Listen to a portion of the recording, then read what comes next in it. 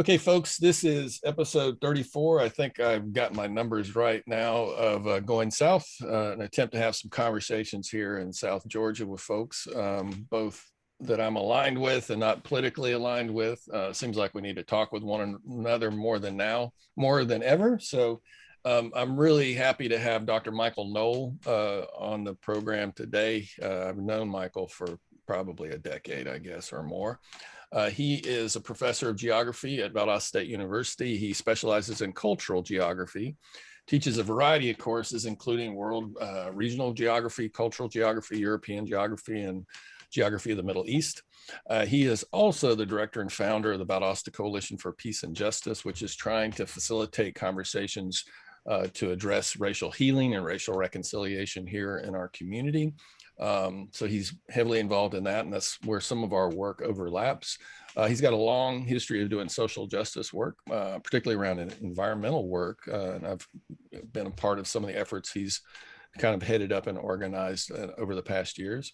He is a German immigrant, became a citizen, and actually born in 1961, the year the wall was built, and left Germany about 1990 when the wall was kind of coming down, and became a citizen in 2016. So I'm excited to talk with him. And we've been talking about kind of Germany's history and remembrance and so forth. And so when he started bringing some of these really great ideas up and what they're doing, it just seemed natural to have a conversation with him. So Michael, thank you for being on today and making time out of your busy schedule. I guess a good place to start is because I'd like to know this, is what is cultural geography? Well, that's a nice little question. And basically, you look at the spatial distribution of just about every aspect of culture. You might look at different religious practices and try to figure out the differences and the similarities. You might look at aspects of language. You might look at aspects of political organization, folk traditions, popular culture. Culture is about basically people's ways of life, and they differ from place to place.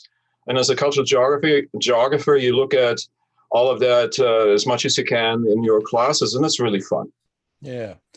I'm excited to talk about you because you weren't steeped in American culture, right? So I think that you bring a valuable perspective as somebody that was kind of socialized somewhere else, right? And I think that's a lot, folks from somewhere else generally can see things that those of us who are locals or nationals can't. But I also want to just kind of talk about, so how did you, because the first time I met you doing environmental work, like what drew you to social justice work? Is that something kind of coming from your family, or what do you attribute that to? The beginnings for that were most likely back in 1984 when I became a student at the University of Trier in West Central Germany. And I actually studied physical geography in my early years. And at that time, I became interested in work of groups like Greenpeace, because I've always been environmentally curious and sensitive in regard to protection of the environment. And ultimately, aspects of protection of the environment translate and also into the protection of societies, people, and different groups of people. And so it goes probably back to 1984. And in the beginning, I was actually working as a volunteer for Greenpeace in Germany. And that was when such things happened as the blowing up of the Rainbow Warrior and the port city of New Zealand and Auckland. Because Greenpeace at that time was protesting against the nuclear tests that still happened in the Polynesian realm in the South Pacific. And so when that happened, I remember this vividly, doing vigils in front of the embassy, the French embassy, still at the time in Bonn. And so I get fairly quickly pulled into becoming an activist, socially, politically, and environmentally speaking. And then the big thing really happened in 1986. That's when the nuclear accident happened in Chernobyl. That's when I moved into the direction of the anti-nuclear power movement in Germany. And we organized in 1986 the largest post-World War II demonstration in the city of Trier. And it still is the largest, with literally tens of thousands of people demonstrating or protesting against nuclear power. That's sort of like the time when Germany is reflecting on nuclear power, the energy portfolio we had in general, and whether or not we should get out of it. So that's kind of the starting point. But why give a damn about any of that's a bigger question to me. Like when so many people don't get drawn to social justice work, whether it's environmental, gender based, whatever, like what do you attribute to caring about it? And it sounds like, because when I think of geography, I think of physical geography. It sounds like you also made a transition from that to something probably more social justice oriented. That's true. Most likely, some of that more cultural, human, social perspectives I eventually embraced has much to do with the traveling I did years earlier. When I finished high school, I actually was hitchhiking a lot throughout Europe, and at some point made it also all the way down to Morocco. I remember this vividly because when I finished high school, typically students get together and celebrate, and there's all sorts of festivities. I just decided to get on a train, and at that point, get on a train and go down south to Portugal, hitchhike down to southern Spain, and went with the ferry across to Morocco. And as Mark Twain at some point said, traveling is basically the best medicine, and I'm kind of paraphrasing that, in regard to such things as bigotry and prejudice. And the exposure to people from different parts of the world or visiting places in different parts of the world really made me curious and more sensitive to the human condition and all the questions that intersect with issues like politics, environment, social economic justice, and everything else. I just have always been very much curious about it. Gotcha. What made you decide to immigrate to the U.S., the empire? To the empire. Well, I can blame that on my wife. Okay. Karen actually my wife, Karen, as you know, was actually a student at some point back in 1989 at the University of Trier. Oh, okay. And I just had been on a study abroad experience in 1987, 1988, studying for 2 semesters as part of the International Student Exchange Program at Lawrence, Kansas, in the middle of the continent. And when I came back after that year, and that was a wonderful experience, I basically volunteered for the academic office in terms of international studies at the University of Trier, tutoring incoming students, helping them get around, dealing with aspects of the German bureaucracy, which is always fun. And also just showing them the beauty of the city of Trier or going on hikes with them just to make them at ease and more quickly adjust to a different environment. And one of these individuals I encountered was my now wife, Karen. And when she had to go back to the United States, I'm like, damn. So I had to basically make up my mind, and I decided to go to the United States as well, and contacted my folks at the University of Kansas. I just had been, exposed to since 87, 88, and said, like, listen, do you have like a teaching assistantship for me or something? And they're like, sure, come on over. And then I only had to convince the Jersey girl to come with me to Kansas, and everything else is history. Wow, I never knew it was love. I assume the two of you met here for some reason. I don't know why, but no, we met actually in Germany. I got you.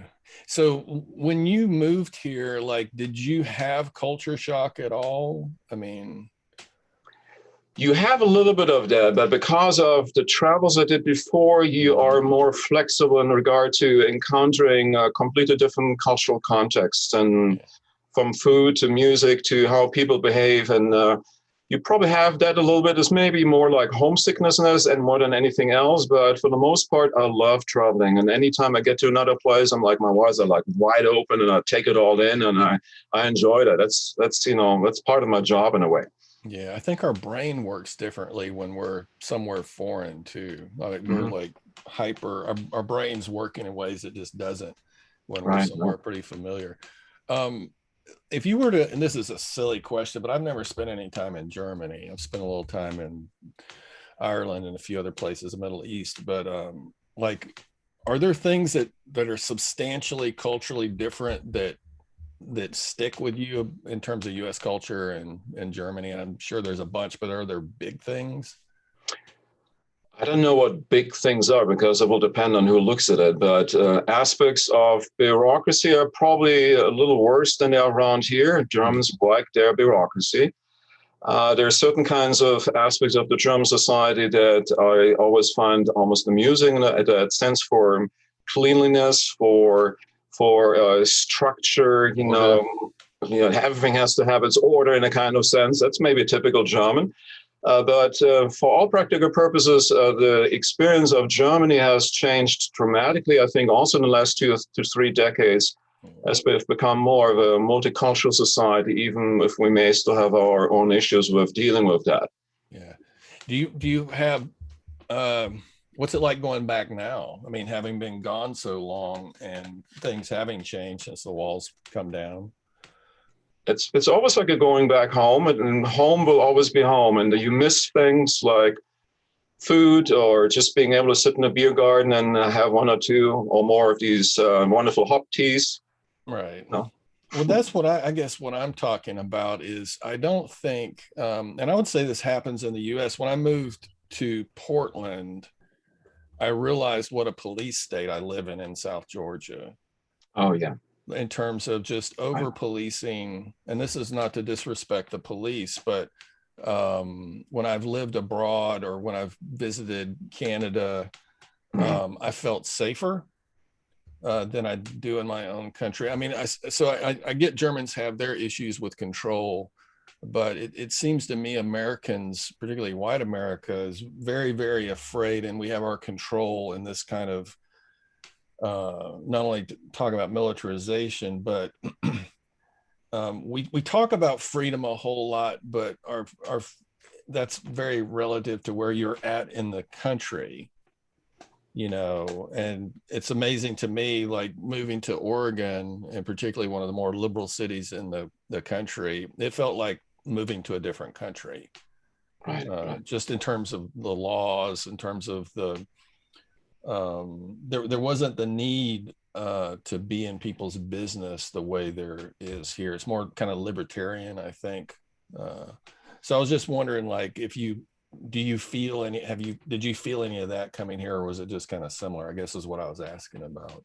Oh, yeah, absolutely. I mean, one of the things you notice is that the U.S. society, American society, is much more fearful in a sense. So the home of the brave and the free seems to be quite the opposite at times. And if you compare the way high schools are set up, and this is an experience that if you have students that come in from, say, Germany or England and go to high school here in the United States, they notice how everything is so regimented and in a certain fashion, and how lunchtime is a completely different experience than it may be at, say, a German school in a way. And I just noticed this fairly recently. My wife and I went 2 or 3 weeks ago to go to Savannah, and there was pretty interesting or frightening situation in the sense that you had two individuals who had a fight with each other.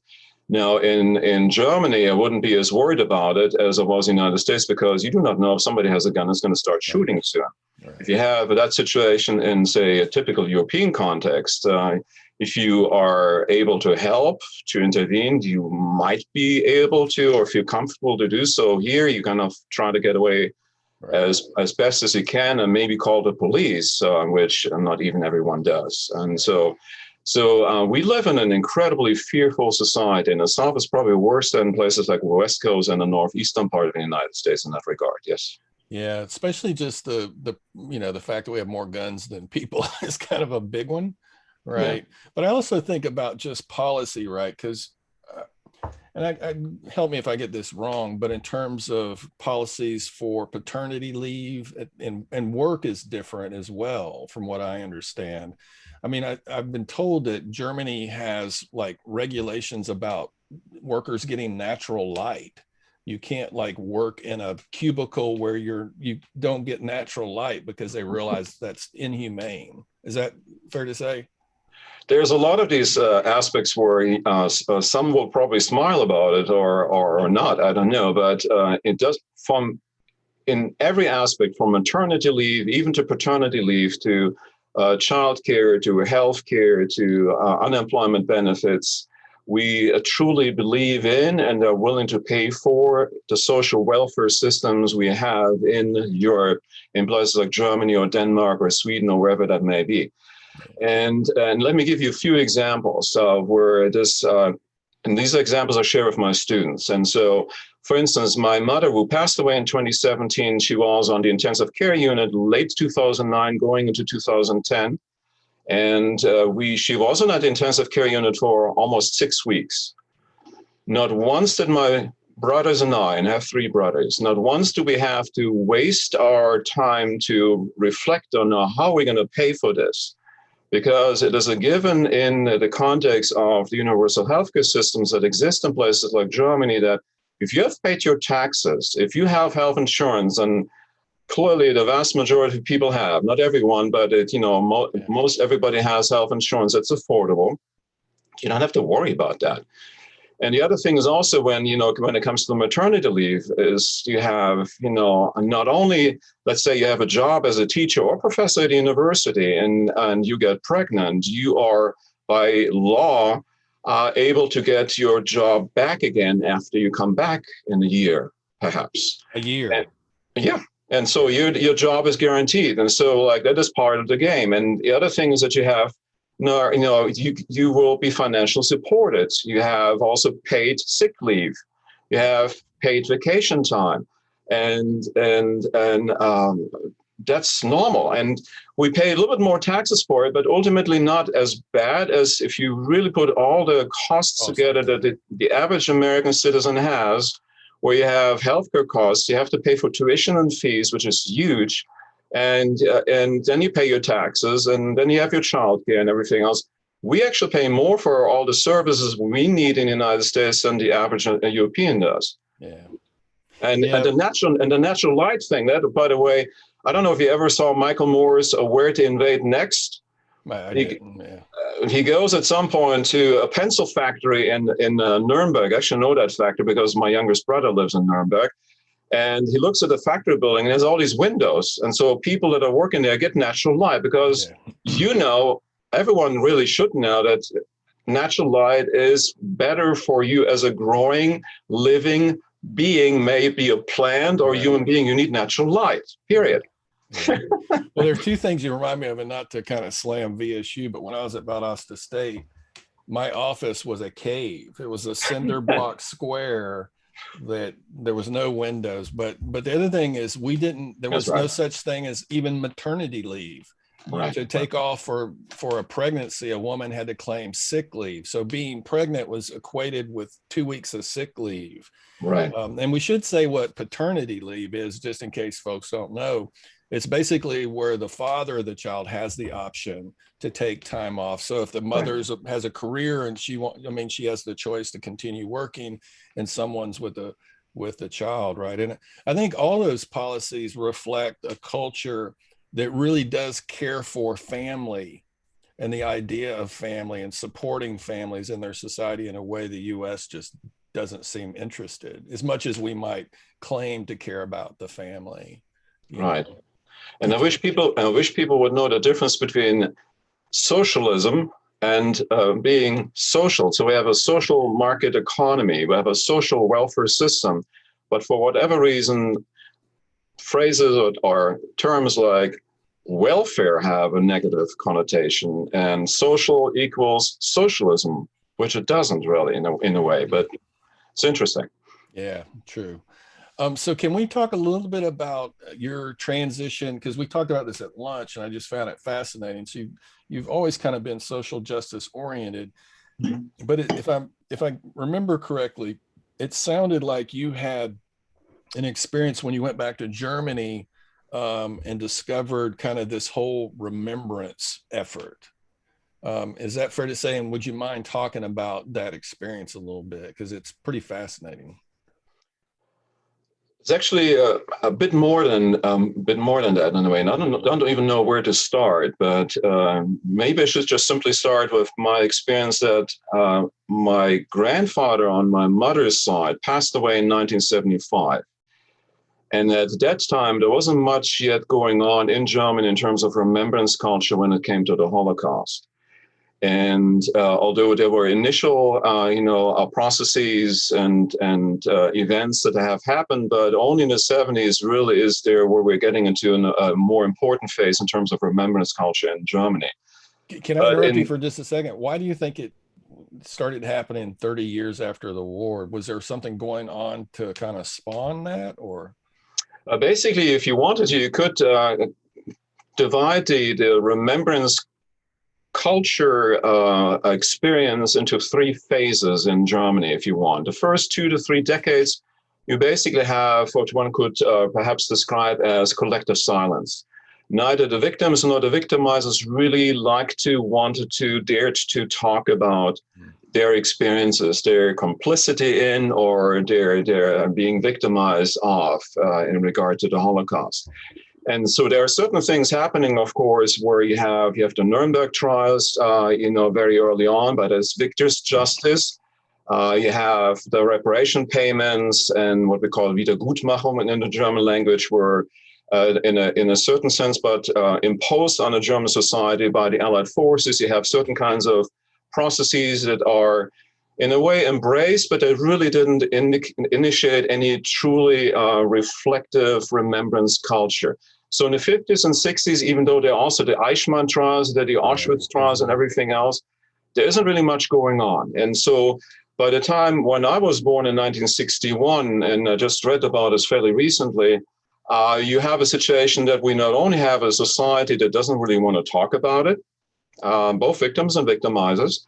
You also have a situation that, in a way, how should I say this?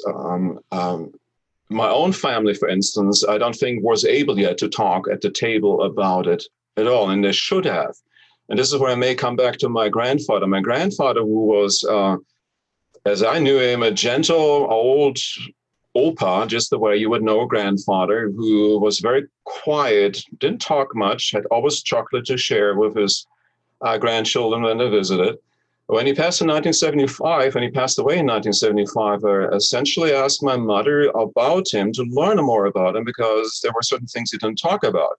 And that is when I learned that he he worked as a locomotive engineer already during World War I, that during World War II, at some point, he transported people to concentration camps. Wow. And that was a big aha moment for me, but not in the sense that it was actually able yet to do anything with it. It was something like, oh my God. But it wasn't like a school context yet where we were able to really discuss this. We'd kind of started talking about this in school at the time. And there wasn't really a public debate on this yet. That happens only really in the 80s forward. And so that was sort of like a mental note I took at the time. But there was also a time when I grew up in the restaurant business, and we had a pub back home, and my parents, for maybe about 10, 12 years, in a restaurant called Ensternstübel. And it was also the time when I, at some point, noticed that on April the 20th, there were some older folks celebrating something in the corner of our pub. And April the 20th, for those who know, is Adolf Hitler's birthday. Wow. And so, and I have still no idea how I had the courage to do that at that point. This is just one of his little short episodes, but nothing much happened with it afterwards. There was just a time when we had learned in basically German literature as well as in history about truly the different aspects of the Holocaust, the concentration camps, the gas chambers, and everything else. And I was so outraged for some reason or another that I was outraged enough to find the courage that I got a book I had. And I confronted those individuals, and I was, 14 years old? And I read them apart out of my book that described this pile of human beings that were found when you would open up a gas chamber, because the cyanide beta was used as a gas, with basically a heavy gas would fill the room from the bottom to the top. And there were human pyramids of dead bodies in the end. And that image was something that I would never forget. And for some reason, I was able to confront them with it, and I was shaking. And I probably ran out of the pub at that point. And for the next few years, nothing really much happened. That happens all in the 80s. But it was like, with one episode, we had enough courage. But other than that, we all went back to silence. Yeah. Well, can we talk about your family a little bit? Because it seems like we have this commonality. Like, yeah.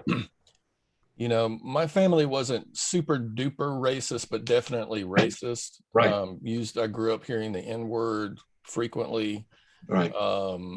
My mother handed me our family genealogy on her side, and I'm reading through it, and it lists an uncle I had who owned two people, my great uncle Isaac. And Wow. I told her, I was like, you never told me that we own enslaved people, like. And she got super defensive, and she goes, what are you talking about?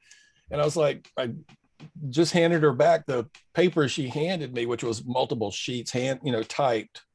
And one of our family members assembled this. This wasn't something, every family here has got kind of a genealogist, right, who keeps track of the family tree.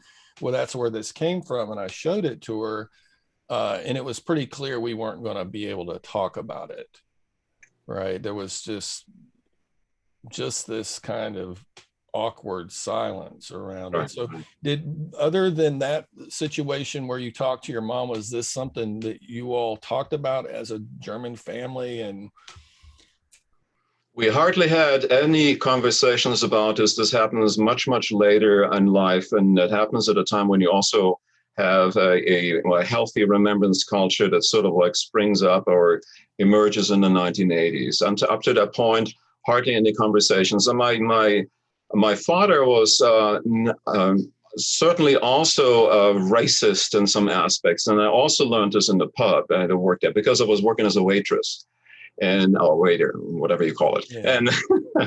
And I remember the one time, and again, it's just one of these incidences where perhaps I just behaved as we all should as regular human beings, seeing the person in front of you as a human being, even if he or she happens to be black. I mean, the presence of black people in German societies was something unusual at the time. The only black entity that we have is actually one of the three wise men, which, interestingly enough, if you know about the Christian tradition, you have Caspar, Melchior, and Balthasar. And, one of these three, Melchior, is actually black-skinned. And we have figures in our nativity scenes where there's always one black guy. And so we have a completely different relationship that it seems, but then we don't. And if you go to the city of Coburg in southern Germany, there's actually the weapon, the coat of armor, as we call it, actually has also a black individual in it who is an important figure in this white German city, which is also interesting. But to come back to the question you really had about racism, there was at one point and I do not know where he came from, but I believe it was from Nigeria. He came and wanted to have a beer and wanted to be a guest, and he sat at the table, and I chatted with him. I brought him a beer, and I just had a human interaction. But the folks were standing directly where my father served the beer, were looking at this individual quite differently, unfriendly, hostile in a certain sense, which was weird in retrospect.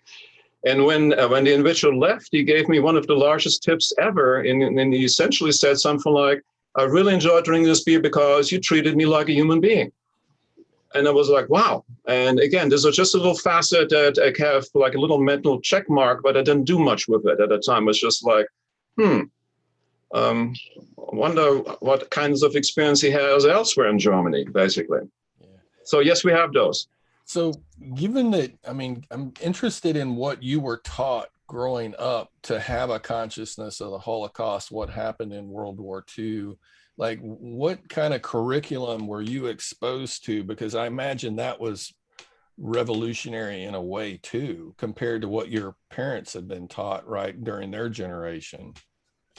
I'm assuming, I don't know for sure, that you only see a change in the school curriculum where we are more aggressively, and I don't mean this in a negative sense, more aggressively talking about the history of the Holocaust is probably in the early to mid 70s. Okay. Because what I remember is, too, and this is also very deeply troubling to me, as a child probably of 9 or 10 years old, and I cannot quite put my finger on it, I remember myself telling a joke which I thought was very funny, and a joke that has never left my consciousness, and I cannot find out where I actually picked this up, but probably from a family member. a joke that is deeply offensive and deeply anti-Semitic, and such a gruesome joke that I have no idea why I even laughed about that or why I thought it was funny. And I struggled to share this joke for years with my students in my classes, and I said, please understand that this joke is deeply offensive, it is deeply anti-Semitic, and it indicates just how little I knew as a child about the horrors of the Holocaust. Now, here's the joke, and it's not an easy one to tell. Basically, it's a very brief one. It is a question, as in, what is the difference between the Jew and the pizza? I don't know. The pizza doesn't scream when it goes into the oven. Wow. And that is a joke that I will never, ever forget, because one, at some point, I thought it was a joke that was funny. And two, at some point, I learned what this really was about. And so at some point from the late 60s into the mid to maybe early 70s, there's this collective silence, the presence of anti-Semitism that clearly is in the German society at that point still, that translates in the 70s into a school curriculum where we are actually finally learning about the Holocaust. And the other thing you should also mention is that is when it comes to remembrance culture, or actually trying to come to terms with your past, the first chancellor of Germany, Konrad Adenauer, actually very early on sort of embraces what he calls an integration policy. In the beginning, in the early years, with certainly the pressure of the Allied forces, there is a denazification process, where those who were responsible for certainly the heinous crimes of the Holocaust as leaders, like people like Goebbels or Goering, if they were still alive, would have gone onto trial as they did in the Nuremberg trial, and would ultimately be hung or going to prison for long prison terms. But very quickly after the end of World War II, after the few years of a fairly strict denazification process, that process comes to a halt, because we have a geopolitical shift in that as the Cold War emerges. And while on one hand, the Cold War emerges and now the former Allied force, the Soviet Union, has become an enemy, the enemy of the enemy has become your friend, and Konrad Adenauer embraces an integration policy, so that by the time when I was born in 1961, more than half of the positions of power in the jurisdiction and legislation, or schools for that matter, are occupied by former Nazis. Small Nazis, bigger Nazis is hard to tell, but there clearly is an indication that we did not come to terms with our past. And if you think about something else, is also, you may or may not know, but I think he was either the fourth or the fifth UN General Secretary General, Kurt Waldheim. He himself had a Nazi history, yet he was able to become the head of the UN in the 70s still without a problem. He actually also becomes still chancellor, I believe, in Austria in the 80s. Yeah. And so, and my own conflict, therefore, being able, and I'm sure you guys have these end jokes too. Yeah. Having that ability to think it's funny. Yeah. And then in the 70s, learn about the reality of the Holocaust in high school, really, not in elementary school, certainly, or we don't have a middle school. That is a transition that indicates that it took at least 2 to 3 decades before Germany was even ready to talk about it. Yeah. I certainly grew up with those jokes as well, particularly about Black folks. We had jokes about Polish people. Mm-hmm. And I didn't know what a Polish person looked like or anything. Right. You know, and I also just think kids, when they're super young, are just trying to make people laugh, right, and don't actually get the gravity of what they're saying. You know, but I think your point's a good one, that we're surrounded with adults who think that kind of humor is appropriate, right? And they form us. They form our. Yeah, absolutely. Yeah. Right.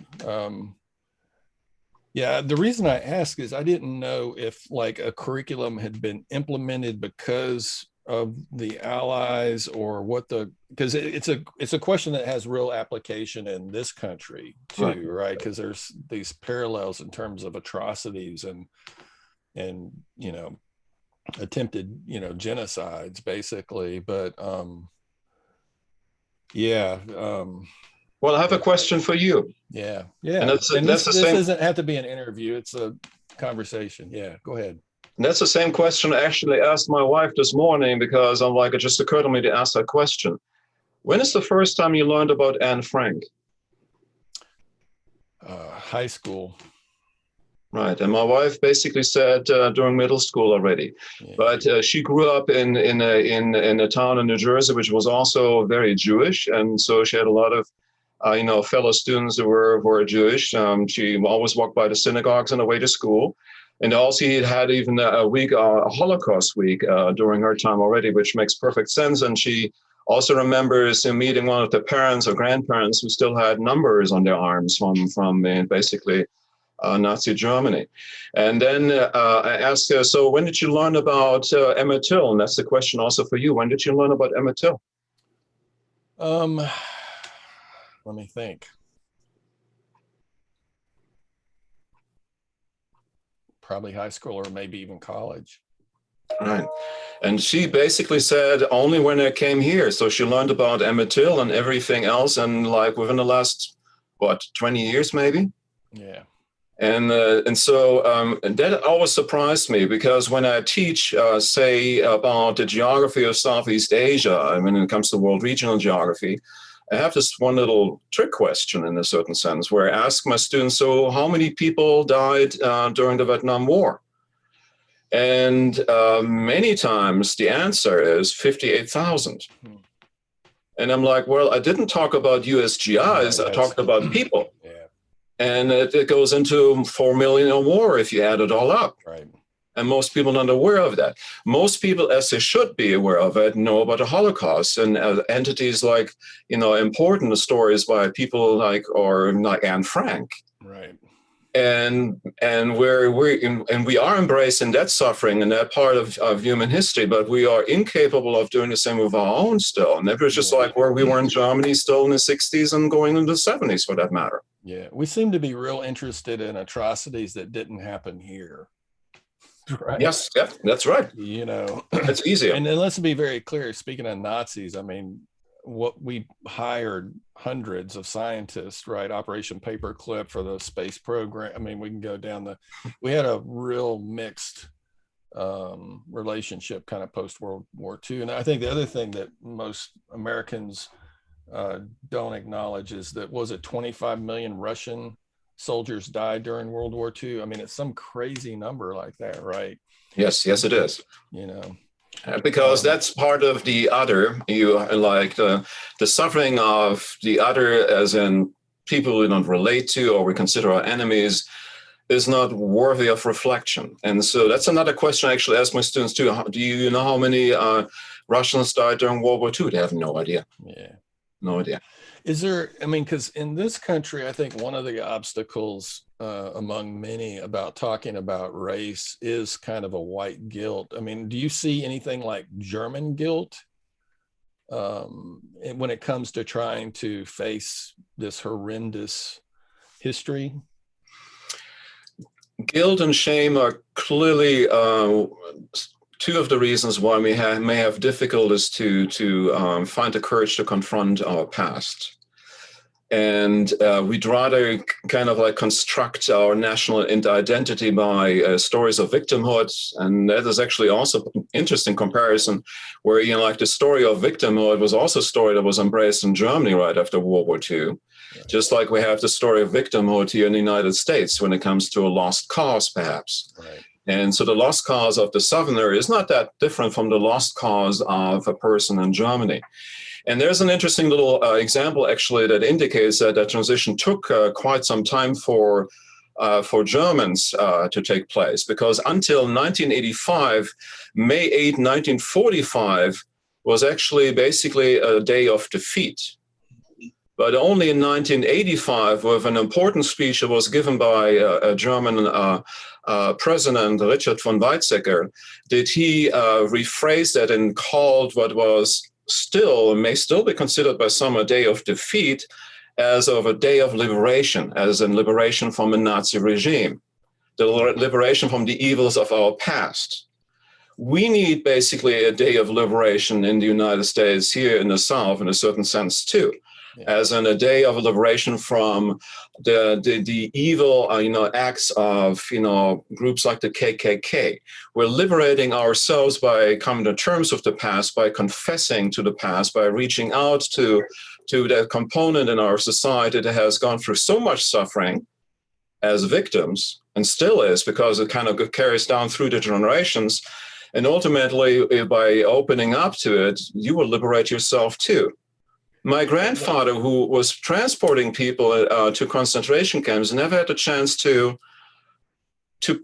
in a fashion confess, to speak about it, to let go and accept that is part of his history, but to be able to move on and ask for forgiveness. You cannot ask for forgiveness. There cannot be any healing between a German and a Jewish individual, or between a white or black individual in the United States, if we're not able to embrace our past and come to terms with it. But what I can hear kind of in the back of my head among white folks is that we're talking about such different time periods. I agree with all the parallels, right? And I would add that, the fact that we pretend as this didn't happen is a commentary on the value of Black people, right? It's an ongoing commentary that Black lives don't matter. Right. And additionally, I think there would be two empirical measures if we really had some reconciliation, particularly here in the South, is, I think I've said this on another podcast. I've always wondered where, my parents' generation was. When, for example, milestones about desegregation have come around, they always interview the Black pioneers, right, that desegregated schools and so forth. But none of the folks that threw rocks and spit on people ever seemed to come forward and apologize, right, and say they regret they were wrong, they were a product of their culture, right? And the same thing goes for the Civil War. It seems to me if we had made some deep, racial progress, we'd be celebrating the loss of a civil war, right? And another difference is when the Nazis lost, they didn't get to go up and erect statues 2 decades, 3 decades later to Adolf Hitler and Eichmann and Goebbels and whoever else, right? Right. I mean, we have a strange situation here where, these artifacts are erected and a whole propaganda system went into effect to retell the story of the Civil War. But in terms of, for you, I mean, because you mentioned some of this, people ask me all the time, why remember, right? And there's this idea that you're opening old wounds, or that you're stuck in the past, or like, why do you think it's important to do this kind of work and go down this road, both individually and collectively? Several reasons, Mahavi. On one hand, remembrance culture, a healthy remembrance culture, where you are reaching out to the other side, where victims and victimizers or the descendants get together, allows us to be a better country in the end, if we're able to reach that point. I read a truly fascinating book by Susan Neiman, who's a German-American Jewish individual who has written a book about learning from the Germans, which made me a little bit nervous at first because it's also a typical German reaction in a way. But once I read it, I realized just how much, and I have to give you a copy of that book, by the way. Yeah, I'd love to see it. How much there is to be learned from these two different societal experiences in a way, because there's a lot of parallels. And as she indicated at some point, and I'd like to apply this to the South, the South has basically constructed its identity in a certain fashion, as the German society did in the beginning after World War II, based on a story of victimhood. Mm-hmm. And then, or you can also do this on the foundation of heroism in a certain sense. And so when you look at the iconography, when you look at, for example, on Courthouse Square, you have the Confederate monument, which was erected in 1911. And it talks about, that the values for which they fought live eternally. And then you have lest we forget kind of a deal. And that, of course, leaves out a whole other part of the Southern experience. We're not even willing to address that this is ultimately reflecting white supremacy. That's what it is there for, is still overshadowing our community here in Valdosta as it does in hundreds of other places throughout the South. And yet, if you really want to have a communal narrative, you should also have, and you can remove the Confederate monuments. You should remove them ultimately. They should go into a museum. But I don't think we're there yet somehow. We're refusing to even talk about it. And as you may recall, I tried to push for some kind of like a counterbalance in the courthouse square about 2-3 years ago. After going to the National Memorial for Peace and Justice in Montgomery, Alabama, for the opening ceremony, I wrote a little bit about this experience. I said, why don't we put into the northeastern corner of our courthouse square, a counterbalance as in to the victims of racial violence in our country or in our county? And what happens within a half year later on is, again, iconography about white power and about basically in the inability of coming to terms with our past. The local power structure, and everyone knows who they are, decides to basically fill that corner quickly with a memorial to the fallen law enforcement officers of Lowndes County. Right. And to boost, the work crew is made up of African-American prisoners from the Lowndes County Jail. Yeah. Yeah. And that connects everything from slavery to Kinderlu and forced labor to the refusal to talk about history. And I was almost screaming when I came by and realized what they were doing. Yeah. And so we have lots of work. We're basically still in the South here, where we were likely still in the mid-70s in Germany. Yeah, I think I told you in 1996 we erected that monument in the graveyard to the bodies of slaves that had been unearthed, and the folks that helped us assemble it were all folks of color in orange jumpsuits that had been sent out by the local prison. Right. It was quite a scene, and I have a picture of it somewhere. Well, I also think we're kind of a schizophrenic country in many ways, but it's what gets remembered is about power too. Yes. Right? We don't seem to have a problem on Memorial Day or the 4th of July or a variety of things, but when it comes to telling the truth and remembering things that are more painful, right. I think we really don't want to do it. I mean, what do you think? I mean, because for me, I kind of we're talking about national and cultural trauma. Right. That we're a country founded on genocide and 246 years of slavery, then lynching and Jim Crow. Mm-hmm. And it seems to me for healing to occur and unity to occur, we have to go through a process, just like we do as individuals if we're traumatized, right? And unless we do that, that trauma will always impact how we feel and behave, and it will, shape our lives in ways we might not even understand as individuals. And I'd say the same thing as a larger society. But it seems that we're incapable of that, and in some ways kind of going backwards, or at least at a crossroads where there's an opportunity. And at the same time, I think one of the things I was going to ask you about when it comes to remembering, since whiteness and white supremacy, one of the attributes of it is individualism, right? And I'm trying to think of how to ask this. It seems to me that most white folks feel no responsibility for it. I say this in either whitewashed or Southern discomfort. It's ironic to me that I'm supposedly sinful because of what two people did at the beginning of time, right? So they did something that I am held responsible for, mm-hmm. but I'm not supposed to be responsible for what my grandparents did. Like, that makes no sense to me whatsoever. But most folks will say, well, I'm an individual. I didn't do any of this. I don't benefit from it. So it doesn't affect me, and so I don't understand why we're doing it. So what do you say when you hear that argument? Because I hear it all the time. But it does affect you. It does affect all of us in the end. And let me use another metaphor, because I've had these same conversations with folks in the South as they have had these conversations with folks in Germany. The idea that just let bygones be bygones, or don't tear up or open up old wounds, or what have you.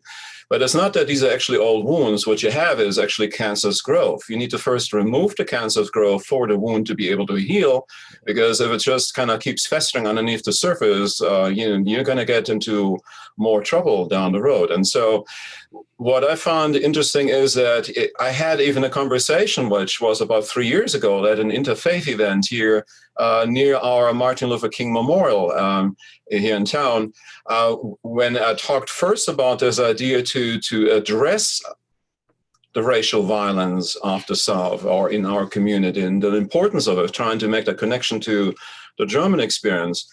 After this event was over, I had, and the individual will remain anonymous until he decides to come forth, basically came to me and said, like, listen, my grandfather was in the KKK. And I'm like, why don't you talk about it?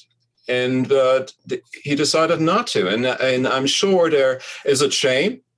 Is it guilt? Is it just, something else in our society that makes this sort of like thing happen? I do not know. But the importance is that we need to be able to have these conversations in order to move forward, because it does remove the cancerous growth that is called racism.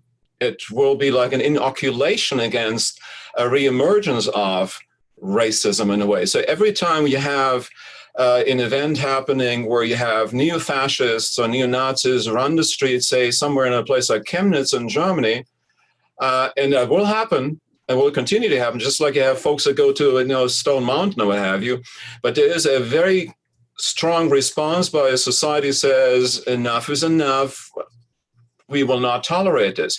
We haven't gotten to that point yet. And as if, admission of guilt would be a sign of weakness. I mean, when you have a partnership, like if I screw up and do something that hurts my wife, whatever that may be, if we want to have a good relationship, we better talk about it, and I better come clean. And in a certain sense, societally speaking, we need to have that sense of talking about that painful history. Yeah. The mistakes we made, our grandfathers made, is the foundation for a true partnership. That's assuming if you want to have one. I think this is where that's a possibility too. Right. Yeah. Well, I think a couple of things. There's three big things I want to just say. The first is that, when we have guilt about what our family is implicated in, whether it's terrible, horrendous jokes or whatever, it shows that we're not individuals, right? That we do have a connection, even though we want to claim this individual thing over here.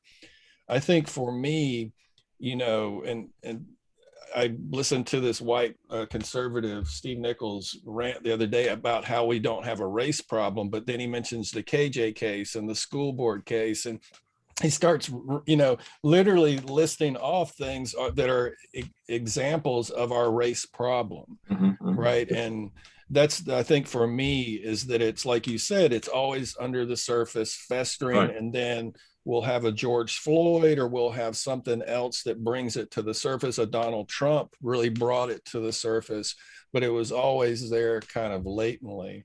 I think the difficulty, and I'm just wondering what you think about this, though, is if you are socialized, especially as a male and as a white male in this society, and I see this in European males too.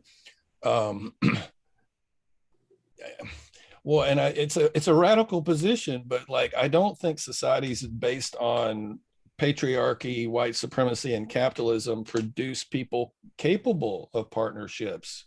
Like that's something we can learn to do. But the idea of sharing power, if my whole sense of self is based on how much I can get and you don't have, really means that we have to redefine ourselves and what it means to be human.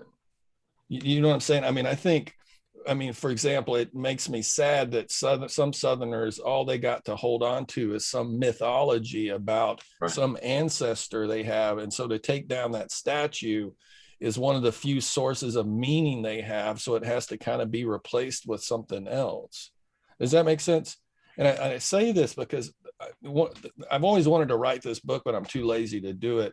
There's a long legacy of white folks going all the way back to abolition and before that have fought for justice around the question of race, often imperfectly. A lot of abolitionists were anti-miscegenationists. They were about people not being owned, but we don't want you marrying us, right? So it's a complicated history. But there is all these really amazing heroes and heroines in that history that risked everything, including life and limb, that most of us don't know about. Right. So instead of having these mythical figures, right, there are these lived, everyday, imperfect humans that were tremendous people that most of us don't know about, that I think could replace that void. But, absolutely. There's times where I feel like, and I don't know if you've encountered this as you try to talk about race with white folks or across racial lines, that what I'm saying is nonsensical given the dominant culture. You know, that when we talk about partnerships, well, that's almost countercultural, right? Because what gives us worth here is me having power, me having more than you, me having power over you. So I don't know where that goes. I mean, but maybe we have power, at least the illusion of it, but ultimately as a society, and again, I'm talking about partnership, we're not utilizing really all our creative kinds of energies and the ability to truly work together, pull in the same direction, because we're divided. And so we're trying to fight over instead of you're starting to sound like together. A communist. Well, maybe so, but I'm not. I mean, these are like basically just applied Christianity for all practical purposes, which is actually one of the more curious comments my father at some point made. He basically said, you know, if you think about it, Karl Marx's The Capital is sort of like a translation of the Bible. It's like, yeah. Whoa. But we're handing out, fish, feeding the hungry and clothing the naked. All of these could be described as aspects of socialism. Yeah. But in the end, these kinds of conversations that we really need to have is the same thing that happened in the German schools in the 70s eventually, in terms of the Holocaust. We need to have school curricula that integrate, basically both historically speaking as well as in terms of human experience of what it really means to have and what that racial history or racial violence is all about, because we don't have these conversations. Yeah. When we have those conversations in my classes, it's fascinating at times. And we must have them. I have them in the middle of the cemetery at times too, because I give to all my cultural geography classes, I do a tour of the cemetery. We talk about, different kinds of headstones and the symbols that are engraved on it and what they mean. We talk about local history. We visit Nick Hyder's grave. We go to Major Lynn McIntosh's gravesite, and eventually I go to the Jewish section. There's also a Greek Orthodox section. And then coming from behind, I go on this large empty spot in a cemetery that for all practical purposes is booked out. And then I asked them, where are you? And so I've avoided the memorial because I don't want them to know. And then it takes them a long time to get there. In the 20 years I have been doing this, maybe 4 or 5 students in 20 years out of literally thousands knew that they were standing on what this basically is the unknown area to including the unknown memorial to the unknown slaves of Valdosta. We hide those things. We hide ourselves in a certain sense, just like they have, as in the other has, a memorial in the southern part of town. The Martin Luther King Memorial is as a white person, you go over the overpass and zoom, you went right by. And the first time I tried to find that marker that you also are very much connected with, in regard to Mary Turner and the lynching rampage of 1918, I didn't see it. I went right by it, went over the bridge and saw this huge sign that invited you to do some research on your Confederate heritage. Yeah. I'm like, oh my God. And I went back and I saw it was all the way down on the ditch. It's hidden. That's the only place you had to put it. Yeah, yeah. And then I go up north. You go to Nashville, Georgia. I don't know if you ever went there. Oh, yeah. They erected their, Confederate monument basically in 2002. Yeah. They also And on and misspelled families on it. I don't know if you've noticed that. yes, that's true. And on it, it says also in honor and memory of all Confederate soldiers who defended our constitutional freedom. Yeah. That is the lost cause thing right there on the spot in 2002, for crying out loud. Yeah, a lot of them have been fairly recent, right? There's been a ton of them put up, in addition to the fat flags across near the highways and so on. But can we go back to the curriculum for just a second? Yes. So did Germany, because I'm just thinking about what's lacking institutionally, right? Because unless you go to college, and I'm going to keep saying this because I think it's important, that kind of woke culture to me, like going to college is the first time you actually get to talk about and read about things that you'll never talk about or read about in public school. Right. And there's a space for that. And I think for me, one of the things I found out, and you could talk about this as corrupting the youth or whatever, and I learned this from living abroad too, like that my country isn't what it says it is. Mm-hmm. That's true. Right. And that's probably every country to some degree, right? They all have a national narrative and mythology, but that was really the place. And so over the years, does Germany, because we need to tell the truth, and I think we do that age appropriately. When people ask me, so why are we doing, or what, are you just complaining to be making the noise, or what are the real policy recommendations? What does it look like to transform an institution? One of the things I would suggest in public education is we start telling the truth about American history, and various grade levels do that age appropriate, right? And but and what I see, the resistance to that, and you see it in colleges too, is educators don't want to learn it. They don't want to have to grapple with the messiness of it. So did Germany, and even our local histories, right? I mean, I'd lived here 40 years before I found out the place I put my canoe in was where Mary Turner was killed. Right. We don't know the name. We don't know what Withlacoochee means. We don't know where that name originated. We could go the lap of all this history, why Ashley Street's named after a Confederate slave owner. Right. So we don't even know our local history as much as we want to defend history or defend our heritage. Right. All that kind of horse shit. But,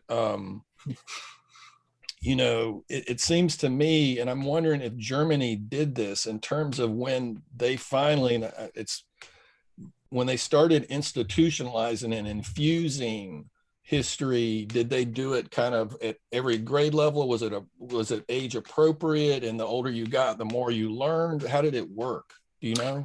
It's certainly, and it has to be age appropriate. I mean, you cannot talk about it as an elementary school, apparently. But as my wife said, she learned first about Anne Frank in middle school. And the high schools in Germany are a little bit different. You have basically the middle and the high school together in a sense, and you have elementary school before that. And so what I would suggest is that, and this is where we as the Valdosta Coalition for Peace and Justice will have to sit together with the Board of Education, both of the county and the city schools, to talk about the integration of when and how to talk about really racial violence. And if you have a particular school year where you talk about Anne Frank, as you should, if you talk about the Holocaust, as you should, that is also then most likely the best time, or the age group when you should also certainly be able to talk about such names as Mary Turner. And then in social studies, connect that in a certain fashion, as Brian Stevenson does so beautifully in his documentary, True Justice, also to the injustice system that we have, and criminal injustice. As he talks about the legacy from slavery to lynching to the criminal justice system, and you can and should integrate it into your curricula as well. So this is where the discussions have to happen, and the aspects of education. So you have to go and most likely start with it gently in middle school, but certainly focus on that in high schools. Just as you do with Anne Frank and the Holocaust, you talk about Mary Turner and basically the lynching history. Then you also have public discussions, the kind of thing that you and I are doing right now, and others have been doing for a number of years already, honestly, where you talk about it in the arts and literature and film, like a podcast. And then you have these I would like to get all our local communal leaders, from the mayor to the council members to the chair of the Lawrence County Board of Commissioners and all the commissioners, on a bus and go to Montgomery, Alabama. That is an eye-opening experience. Then you truly start to understand what this is about. I really didn't understand it until I walked across a concentration camp. One is the theoretical knowledge, where you learn about it in a book, but it's kind of abstract, disconnected from it. But then you step into that place of a concentration camp, where you see the ovens, or you step into that place which this National Memorial for Peace and Justice does so powerfully, where you walk into it and you have a column of names directly in front of it, like a human being that stands in front of you. And it mentions like county and the individuals that we know of that were lynched. But then as you move into that memorial, the floor starts to drop and these columns are being raised above you like a human being. And then you all of a sudden have that epiphany. It's like, oh my God. And then you read about it and then you see the images in the Legacy Museum too. That is when you truly start understanding, because everything else is abstract. Yeah. Well, it sounds like you're talking about people actually having to feel something. Yes, right? Absolutely.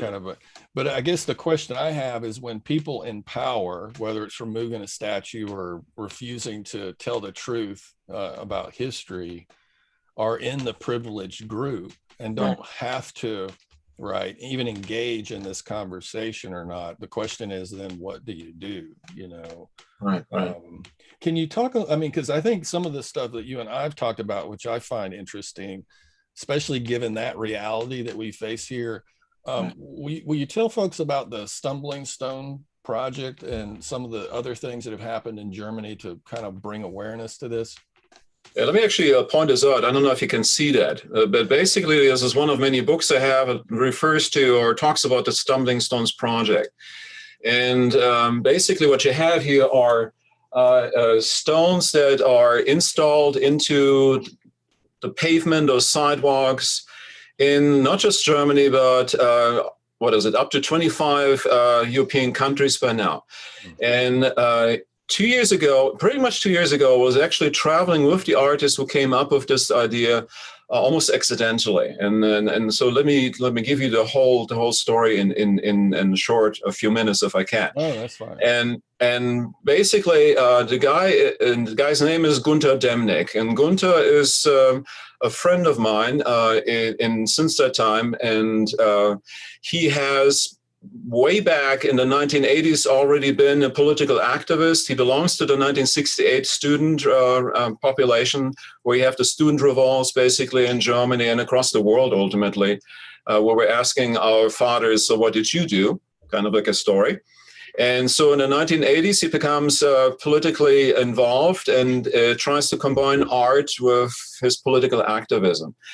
And growing out of that in 1990, he has a discussion with a friend in the city of Cologne, where they decide we want to do something to remember that 50 years earlier, in 1940, the Nazis actually had a test run of the most efficient way to deport people on trains to concentration camps. And in 1940, there were about 1,000 what we would call gypsies, or perhaps Roma and Sinti, who were put on they were first marched through the city, were then put on a train, and then sent to concentration camps. That is basically practicing for the final solution that will be ultimately decided late in 1942 in what was referred to as the Wannsee Conference. I don't know if you've heard that term before. I haven't. So in 1990, what Gunther does, he basically has a machine he constructs where he prints the simple text of May 1940, 1,000 Sinti and Roma. There's this huge wheel that prints this text on the streets, following the path they took to go to the train station from where they then were deported to concentration camps. And that gets quite a bit of public attention, but at a time when we're not quite ready yet to really embrace this kind of a project. Now, since he uses only paint, within 2 years that paint washes out. And so he approaches the city fathers and says, I would like to replace this with metal text, basically, not everywhere, but in certain areas. And the administration, that power structure, just like folks in the city, in the county here, basically says, no, we don't allow you to do that. And so what he does then is, because it's 1992, late 1992, installs a first stumbling stone illegally, for practical purposes, no permit, in front of the courthouse in Cologne, which has literally the text of the decree by Himmler that decreed or gave the marching orders for the deportation of these 1,000 Roma and Sinti from Cologne to concentration camps in May of 1940. And that creates an incredible attention to the story of deportation, of that suffering during the Holocaust, that, it was 6 million Jewish peoples, but there was also hundreds of thousands of people who were political activists like socialist communists and other groups like Gypsy and Roma that were basically, part of a genocide, of a mass killing machine.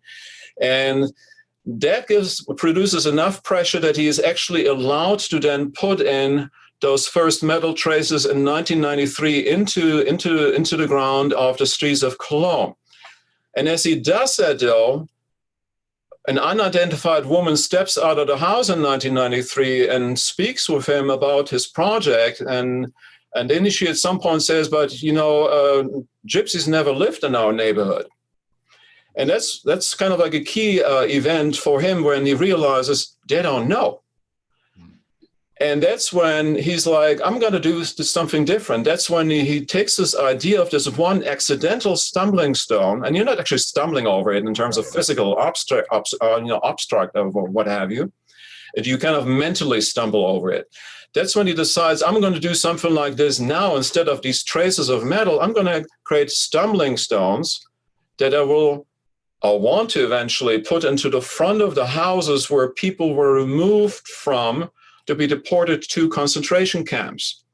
And he has in 1994 an exhibit at a church in Cologne, where with a friend who is the priest of the church, he has 250 stumbling stones of people that were members of Cologne back in 1940 who were the victims of that deportation, that killing machine. They're just on display at that point.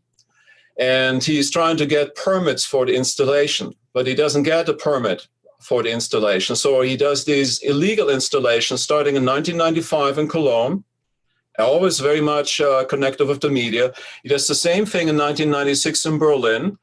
And the authorities, though, feel very uncomfortable of taking them out. And so they basically leave them in but that opens the door in a sense. And it takes another 4 to 5 years. And starting in 2000, 2001, that Stumbling Stones project is broadly supported across board, both politically speaking as well as by the German society in general. And all of a sudden things start like rolling in a way. And what started with just one accidental stumbling stone in late 1992, with the first illegal installations, basically were illegal, in 1995 and 1996 in Cologne and Berlin. And these are, by the way, retrospectively legalized. Starting in 2000, you have what are now more than 80,000 stumbling stones in my hometown. Wow. When I walked to school back in the 70s, there was nothing. Nothing in the 80s, nothing in the 90s. But when I visited my hometown, basically in 2001, 2002, I saw the first stumbling stones pop up in the pedestrian zone.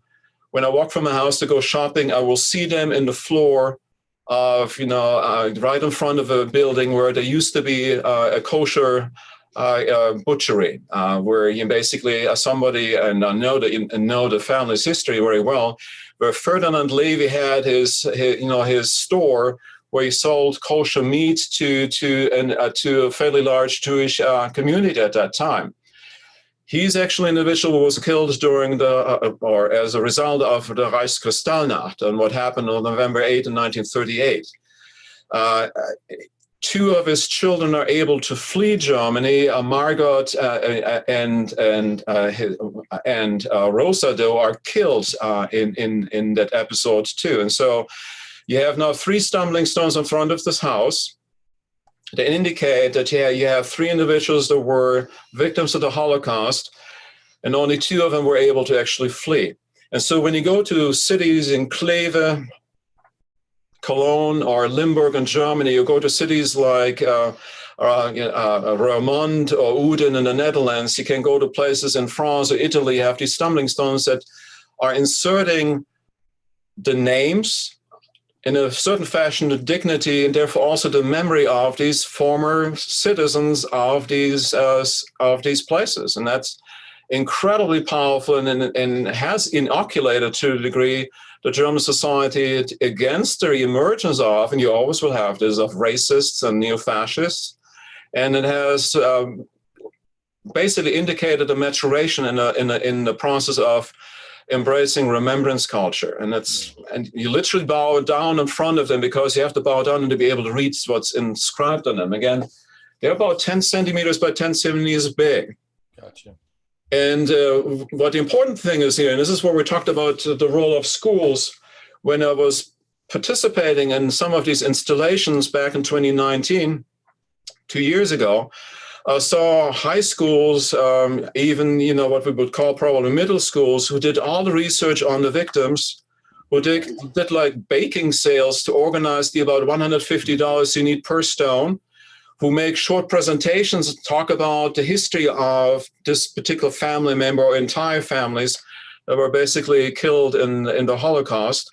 And they're all part of this experience, and they all grow together, they mature together in this context.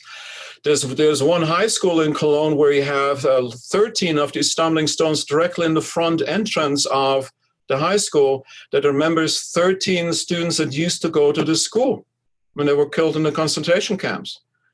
And so you walk in and out of that building, you will always see them, and you cannot forget. Yeah. Well, I think the example of getting the students involved has so many implications, right? As a curriculum, as people kind of owning their history, being empowered by their history. Absolutely. Instead of disempowered. That's wonderful. Please try again. Hey, can we talk a little bit about how have your efforts? We talked about this at lunch one day, but I know you've been trying to have conversations about all this stuff locally. How is that going? Have you found some receptivity? What are the next plans, I guess, if you feel comfortable talking about anything?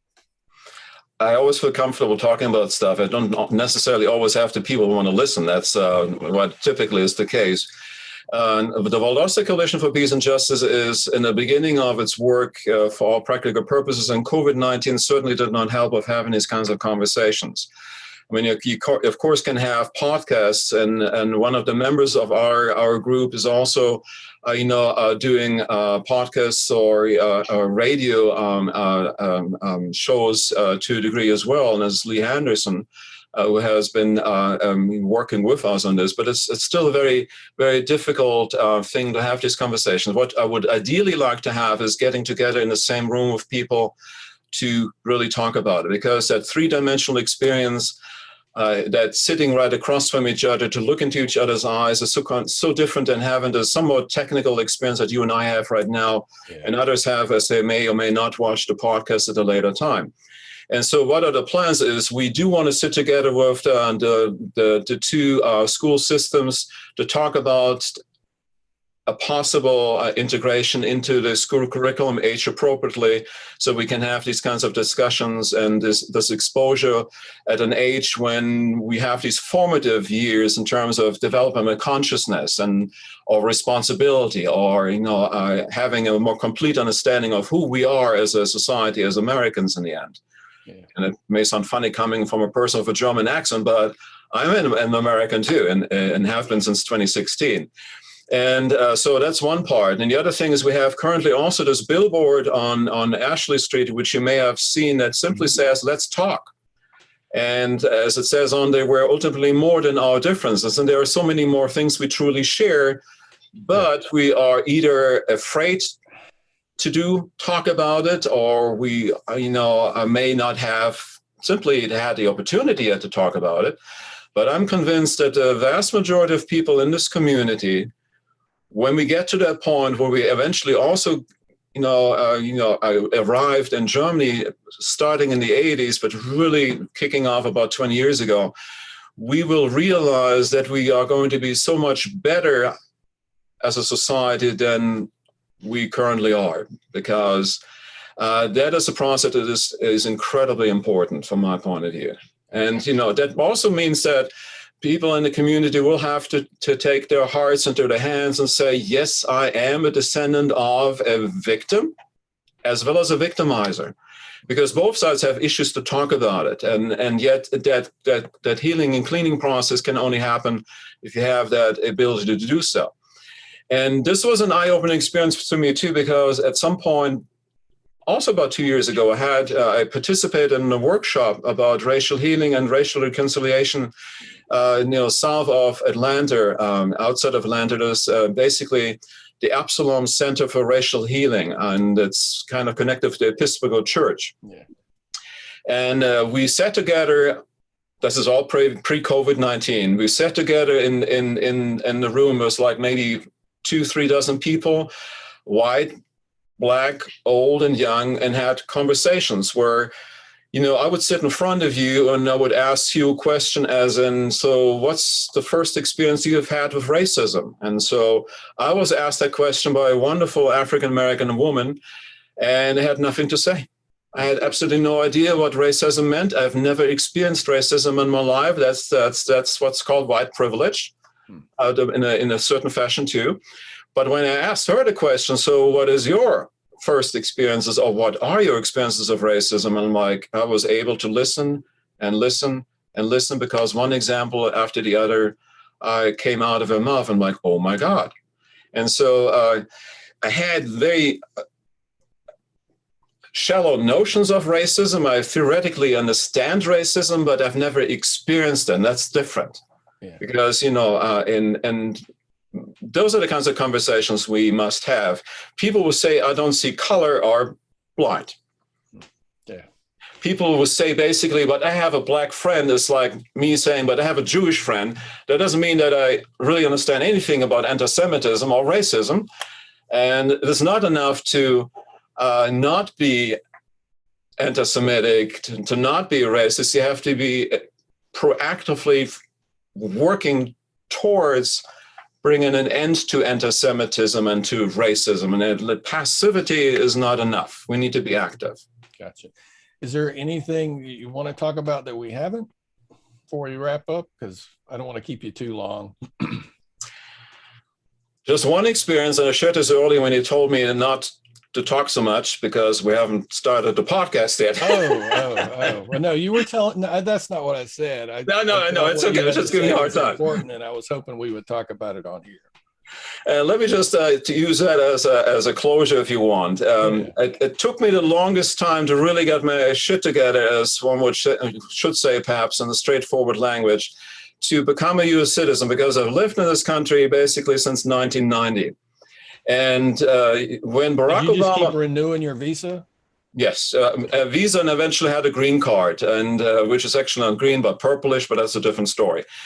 And but when Barack Obama was elected, I promised to my wife that I will become a U.S. citizen now, because it felt to me like something important. I wanted to embrace what seemed to be a moment, a historical moment, which may lead us to this idea of, or the concept of, a post-racial society where we're like, oh my God, we're so far away from that still. But anyway, so I made that promise early on, and I never got my act together. And then late in 2016, I finally was able to go to that swearing-in ceremony in Jacksonville, which is where we have to go if you're from Southern Georgia. And I was standing in this room with dozens of people from across the world who truly are resembling that mosaic called the United States of America. We are an immigration nation, and that immigration nation is made up of all these different experiences and different colors, and have contributed in all their own fashions and abilities to who we are. And I wish people would have been able to be there with me, because that is when I realized what America truly is about. It's not about this white power structure that is frantically holding on to whatever power they think they have still in the South. not realizing that actually a behavior makes them more powerless than anything else, from my point of view. So that was an eye-opening experience to me as I was standing there. And thank God I was there at that point, because you have the ability to listen to a video by the president welcoming you to the United States of America, and that was Barack Obama. In all honesty, if I would have done this a year later, I would have had to listen to somebody else, and I probably would have become nauseous. Yeah. I was going to ask you if you were going to revoke your citizenship or renounce it with the election of Donald Trump, but I won't do that. Yeah. And that election, by the way, is basically a kind of like, you could say, a backlash to Obama's election, I think, because it's sort of like brought forth this inability of our society to deal with those pains of our past, and it's sort of like set free this virulent, unquestioning nationalism, this phobia, and all of the incidents that happened in Charlottesville, where they find people on both sides. Give me a break. Yeah, that's horrifying. And but Donald Trump is the result of, I think, also our inability to come to terms with our past. Yeah, absolutely. But that's a longer story for another time, and you want to go somewhere else, don't you? No, I have a noon appointment. So yeah, plus, yeah. But thank you for this. And we can do it again. We can continue the conversation, because it'd be cool to check back in with you in a few months and see how things are going, and see how the coalition's doing as well. So sounds like a good plan. Thanks for having me, Mark. I enjoyed this. Thank you, and I've enjoyed it as well. And it's given birth to a variety of other questions that I'll ask you when we get some time. So please do. But, yeah. Anytime. Well, thank you.